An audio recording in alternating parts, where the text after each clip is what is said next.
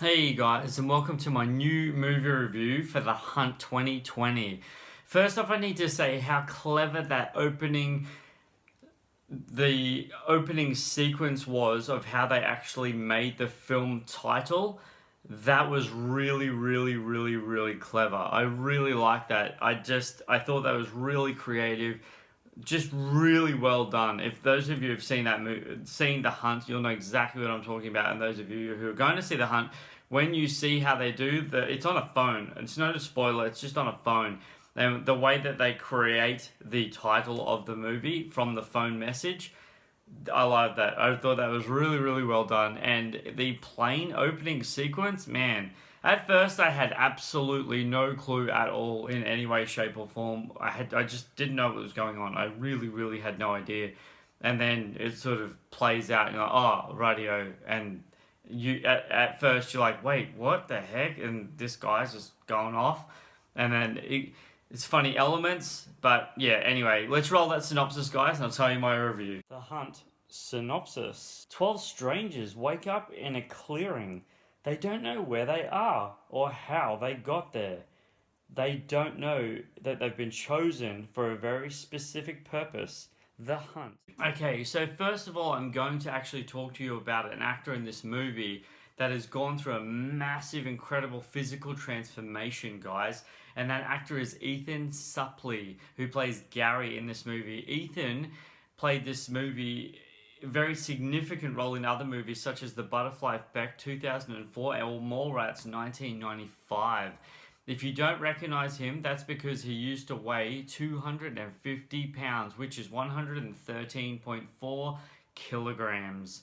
Although he is in no way the lead role in this, guys, I just really wanted to bring this to your attention because of just how incredible it is of his transformation. I'm really surprised actually that I kept myself awake through this movie, guys. I'm not even kidding you. Even with a short runtime of 1 hour and 30 minutes long.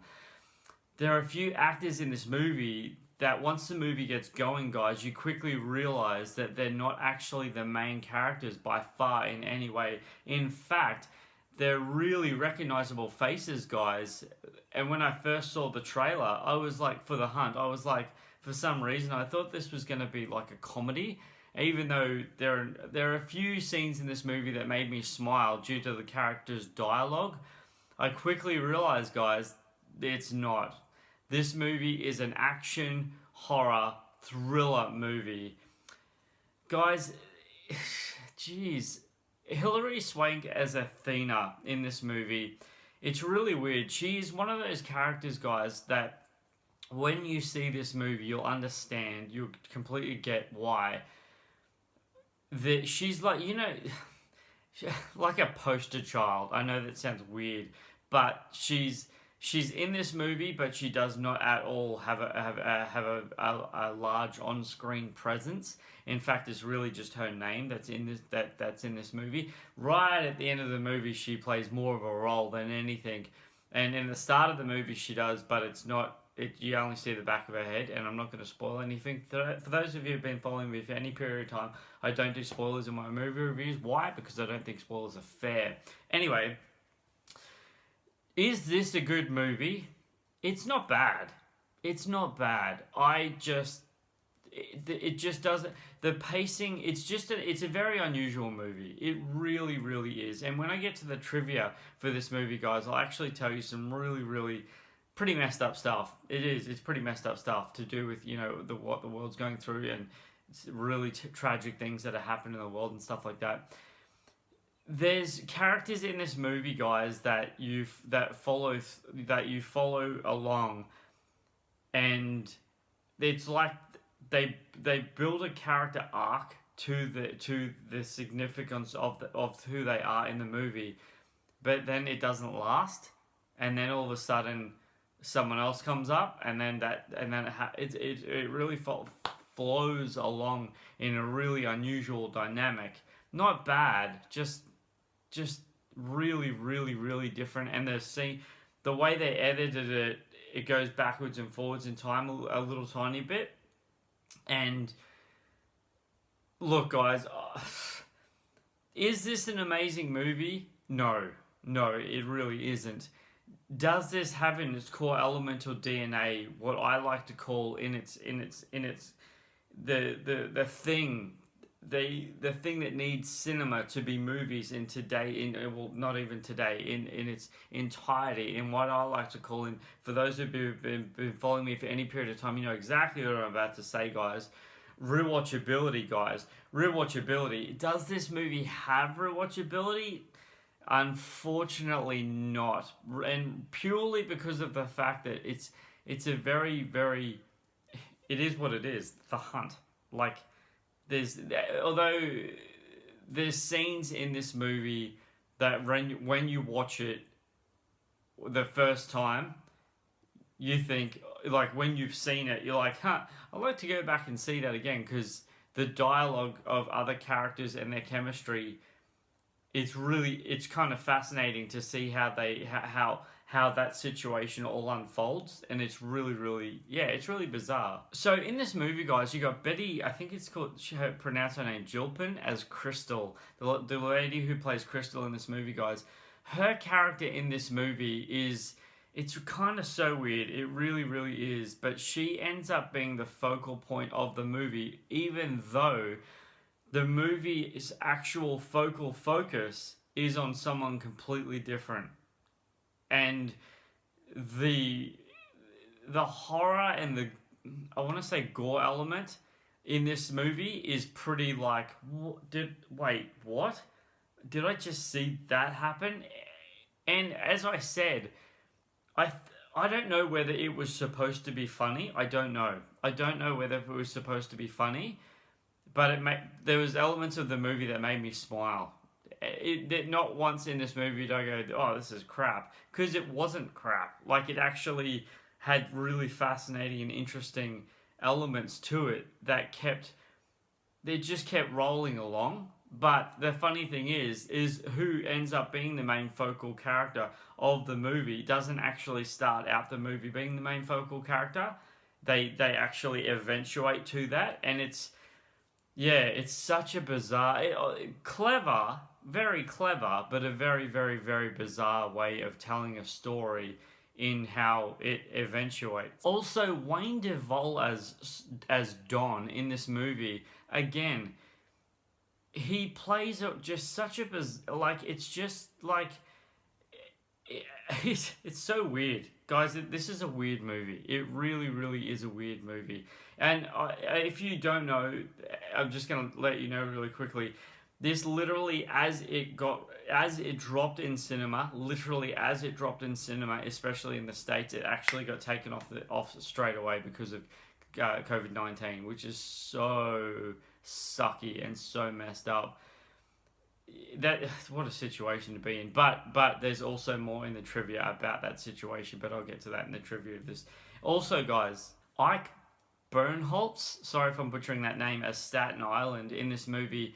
Again, he plays a character that you think is the focal. And once again, as I said before, guys, this is only an hour and a half movie, so it's pretty, I guess it's worth your while, I guess.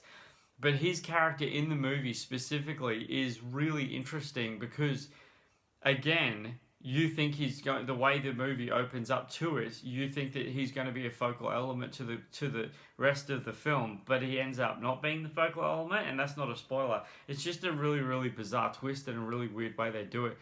In fact, Ethan, as I said, Gary, who in this movie, he plays the more focal character than any of the other main lead characters in this movie. But it's just weird how he actually comes into the movie, because he doesn't come into the movie when you think he would be in the movie. It's so bizarre. And there's certain things in this movie that, as again, I think it was supposed to be funny, but the synopsis and stuff doesn't say it's a comedy, do you know what I mean? But the way that they've written it out like that kind of makes it look like it was supposed to be funny. Anyway, guys, the director of this film is Craig Zerbel, and I have to say, very clever. Like, seriously, really clever. This isn't one of those movies, guys. It really isn't. This isn't one of those movies, guys, that you're going to boast to your friends about.